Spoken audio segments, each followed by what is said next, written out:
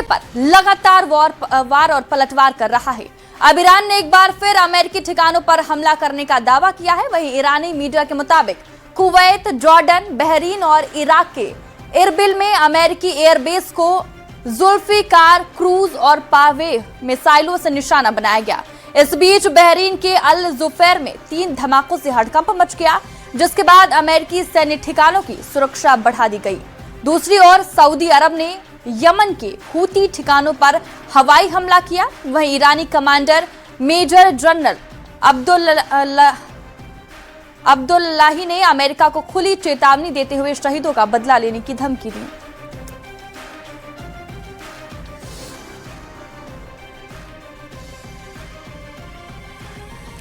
Iran युद्ध अब पूरी तरह से पूर्ण युद्ध में बदलने लगा है। ट्रंप ने सीधी धमकी दी है कि हम ईरान को पूरी तरह से मिटा देंगे।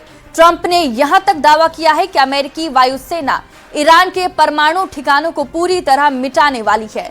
इधर ईरान ने दावा किया है कि अगर अमेरिका ने फुल स्केल वॉर किया तो हम अरब देशों को तबाह कर देंगे।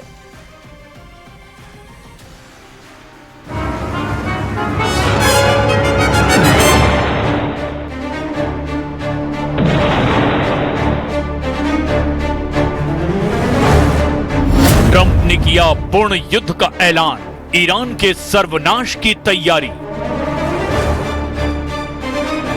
28 फरवरी 2026 से आज तक राष्ट्रपति ट्रंप ईरान को काबू नहीं कर पाए हैं और यही वजह है कि ट्रंप ने ईरान पर पूर्ण युद्ध का ऐलान कर दिया है।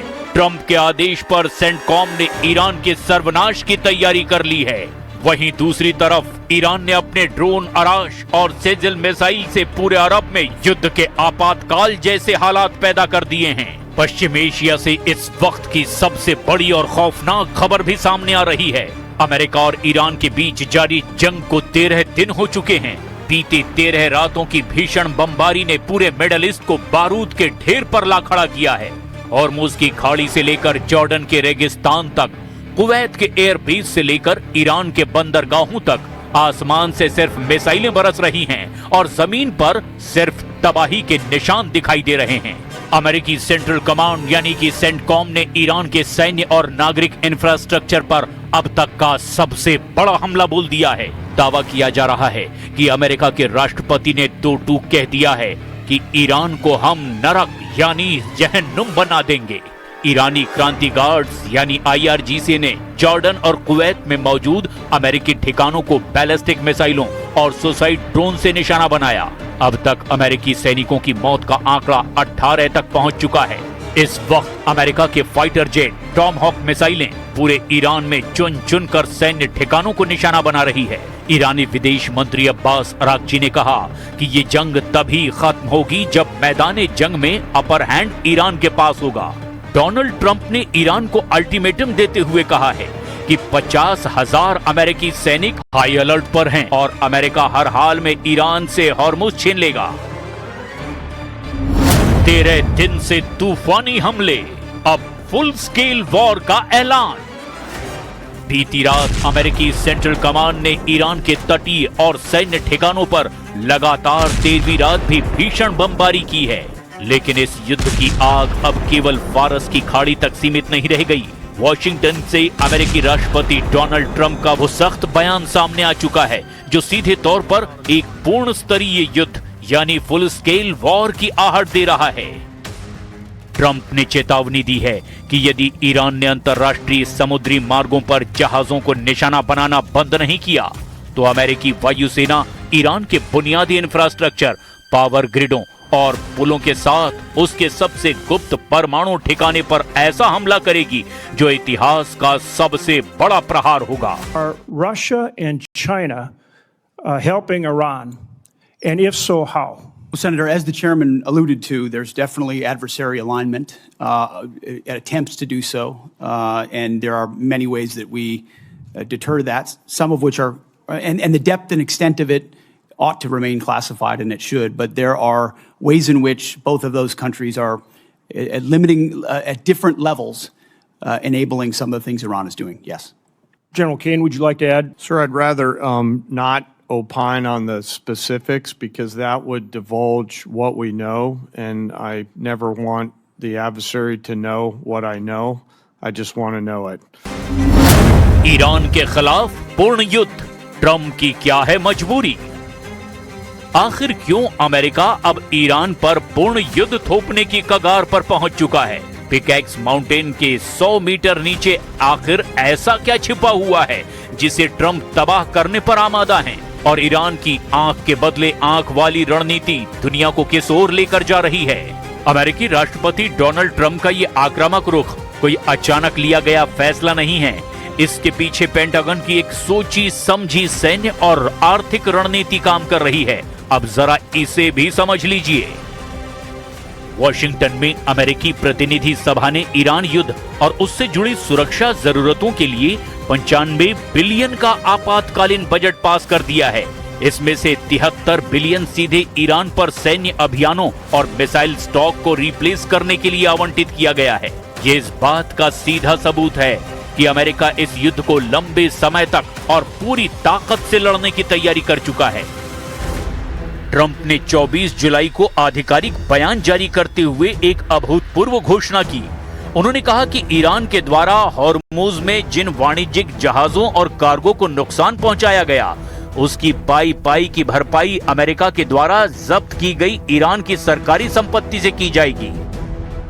अमेरिकी सैन्य विश्लेषकों का मानना है कि केवल सीमित हवाई हमलों से ईरान के क्षेत्रीय प्रभाव को खत्म नहीं किया जा सकता। ईरान ने हॉर्मुज में बारूदी सुरंगें बिछाकर और ड्रोन हमलों से अंतर्राष्ट्रीय शिपिंग को पंगु बना दिया है। अमेरिका चाहता है कि ईरान के ऊर्जा ढांचे, तेल निर्यात टर्मिनलों और कमांड सेंटरों को एक साथ पूरी तरह से ध्वस्त कर दिया जाए, ताकि तेहरान के पास किसी भी प्रकार का पलटवार करने का या अंतर्राष्ट्रीय तेल बाजार को ब्लैकमेल करने का कोई मौका न बचे। तमाम شد. ما اگر در 2-3 روز آینده آمریکایی‌ها جنگ رو ادامه بدن وارد مرحله تهاجمی و انهدامی کامل خواهیم شد.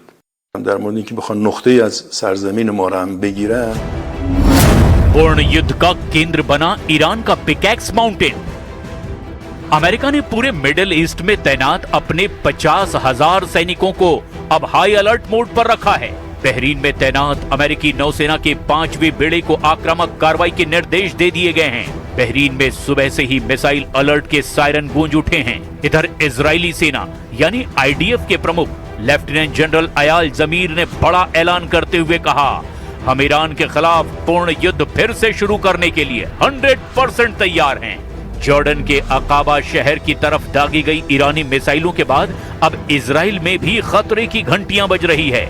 ईरान में अमेरिका के तूफानी हमलों का दायरा भी अब काफी बढ़ चुका है। अमेरिकी सेंट्रल कमांड ने पिछले 13 दिनों में ईरान के होर्मोजगान प्रांत, बंदर अब्बास, सिरिक पोर्ट, क्रिशम द्वीप और खार्ग आइलैंड, जो कि ईरान के तेल निर्यात की रीढ़ है, वहां भारी बमबारी की है। खार्ग द्वीप और बंदर अब्बास के इंफ्रास्ट्रक्चर को भारी नुकसान हुआ है। लेकिन अब अमेरिका पूर्ण युद्ध का सेंटर ईरान के पिकैक्स माउंटेन, जिसे ईरान के सबसे मजबूत और गुप्त परमाणु अड्डे के तौर पर जाना जाता है, उसे अमेरिका अब हर हाल में तबाह करना चाहता है। पूर्ण युद्ध का केंद्र बना ईरान का पिकैक्स माउंटेन। अमेरिका के इस पूर्ण युद्ध प्लान के केंद्र में एक ही जगह है, वो है ईरान का पिकैक्स माउंटेन, जिसे कुए गोलान गजला भी कहा जाता है।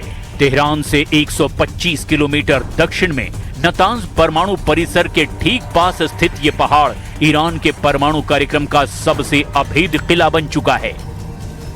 साल 2025 में हुए पिछले हवाई हमलों के बाद ईरान ने इस पहाड़ की ठोस ग्रेनाइट चट्टानों को काटकर 80 से 100 मीटर यानी 300 फीट से भी ज्यादा गहराई में एक विशाल टनल नेटवर्क तैयार किया है। हाई क्वालिटी सेंट्रीफ्यूज का ठिकाना ये बन चुका है पिकैक्स पहाड़। इजरायली खुफिया एजेंसी मोसाद और अमेरिकी रिपोर्ट्स का दावा है कि ईरान ने अपने सबसे आधुनिक IR-2M, IR-4 और IR-6 सेंट्रीफ्यूज और 60% एनरिच्ड यूरेनियम के स्टॉक को इसी पहाड़ की गहराई में सुरक्षित रख दिया है।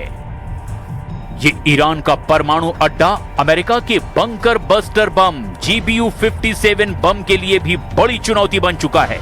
अमेरिका का सबसे शक्तिशाली bunker buster bomb GBU-57 MOP केवल 60 मीटर तक ही कंक्रीट और चट्टानों को भेज सकता है।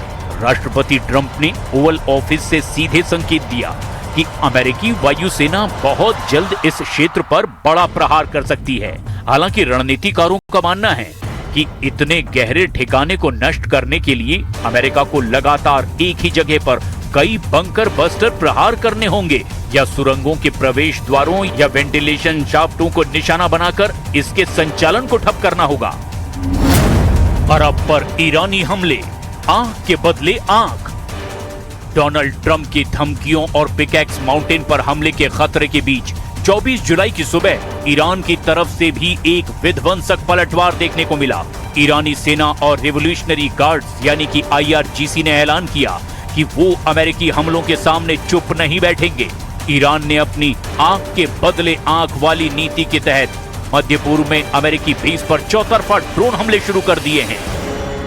24 जुलाई तड़के ईरान ने आराश कामिकाजे ड्रोनों से बहरीन स्थित अमेरिकी वायुसेना के ईसा एयर बेस पर जबरदस्त हमला किया। हमले में बेस के फ्यूल टैंक, गोला बारूद के डिपो और बैरकों को निशाना बनाया गया।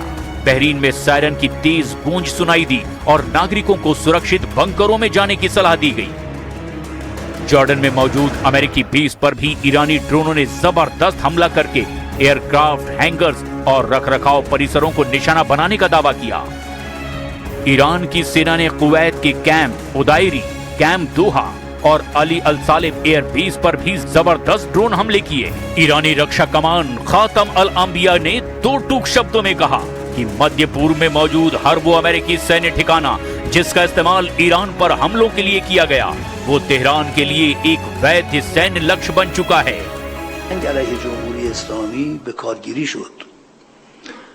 हर इम्कानाती, हर जंग अफजारी, हर पेशबीनी के बराय जंग जहानी सवम आमरिकाई हा पेशबीनी करده بودند، ذخیره کرده بودند که با قدرت‌های جهان درگیر بشوند، همه اونها رو به میدان آوردن علیه جمهوری ईरान ने अमेरिकी सैन्य अड्डों की सीधी मदद करने वाले अरब और खाड़ी के 6 देशों पर मिसाइलों और आत्मघाती ड्रोनों से भयंकर बमबारी शुरू कर दी है।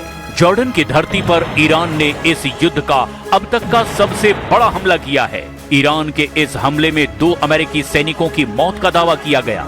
ईरान ने UAE के आर्थिक और ऊर्जा क्षेत्रों को पूरी तरह पंगु बनाने के इरादे से हमले किए हैं। अबू धाबी में हबशान गैस प्लांट पर ईरान ने भीषण हमला किया। बहरीन में अमेरिकी नौसेना के गढ़ पर ईरान ने बेहद प्रचंड और सीधा प्रहार किया। बहरीन में अमेरिकी नौसेना के 5वें बेड़े का मुख्यालय है, इसीलिए ईरान ने यहाँ सीधे मिलिट्री इंफ्रास्ट्रक्चर को निशाना बनाया। राजधानी मनामा के जुफैर इलाके में 5th फ्लीट का बेस है, इस पर ईरानी मिसाइलें गिरी है। इसके अलावा बहरीन के शेख ईसा एयर बेस पर भी हमला हुआ। बहरीन की सबसे बड़ी टेलीकॉम कंपनी के रडार और अमेरिकी पैट्रियट एयर डिफेंस के मिसाइल एंटीना को भी निशाना बनाया गया। कुवैत में भी बड़े पैमाने पर अमेरिकी सेना तैनात है, जिसे सबक सिखाने के लिए ईरान ने उसके नागरिक इंफ्रास्ट्रक्चर पर चोट पहुंचाई है। ईरान ने कुवैत सिटी के बाहरी इलाके में मौजूद एक बड़े वाटर डीसैलिनेशन और बिजली ग्रिड पर ड्रोन और मिसाइलों की बौछार कर दी। कतर की राजधानी दोहा पर भी ईरान ने तूफानी मिसाइल हमले किए। अमेरिकी रक्षा अधिकारियों के मुताबिक कल रात ईरान ने सऊदी अरब में मौजूद एक अमेरिकी सैन्य ठिकाने को निशाना बनाकर बैलिस्टिक मिसाइल दाग दी। सऊदी अरब के अल खर्ज शहर में भी अमेरिका का एक प्रमुख मिलिट्री बेस है, जिसे प्रिंस सुल्तान एयर बेस के नाम से जाना जाता है, उस पर भी जबरदस्त हमला हुआ। ईरान के मिसाइल का टारगेट यही अमेरिकी बेस था। इसके अलावा सऊदी अरब के यानबू पर भी ईरान ने हमला किया। जहां एक तरफ अमेरिका, इजराइल और उसके सहयोगी मिडल ईस्ट में ईरान की घेराबंदी कर रहे हैं, वहीं अमेरिका ने इस युद्ध में यूक्रेन से मिली मगुरा ड्रोन बोट तकनीक और एंटी ड्रोन इंटेलिजेंस का इस्तेमाल भी शुरू कर दिया है, ताकि ईरानी ड्रोनों को हवा में ही जैम किया जा सके। हॉर्मुज और लाल सागर, जहां हूथी विद्रोहियों ने सऊदी तेल टैंकरों को निशाना बनाया है, वहां भी भारी तबाही मची है। कुछ रिपोर्ट्स के दावों के मुताबिक 24 जुलाई को ब्रेंट क्रूड तेल की कीमतें $100 प्रति बैरल का आंकड़ा पार कर गई है। वैश्विक ऊर्जा संकट गहराने के डर से एशियाई और अमेरिकी शेयर बाजारों में भी भारी बिकवाली देखी जा रही है। अब ऐसे हालात में अगर ट्रंप पूर्ण युद्ध करते हैं तो भयंकर तबाही तय है।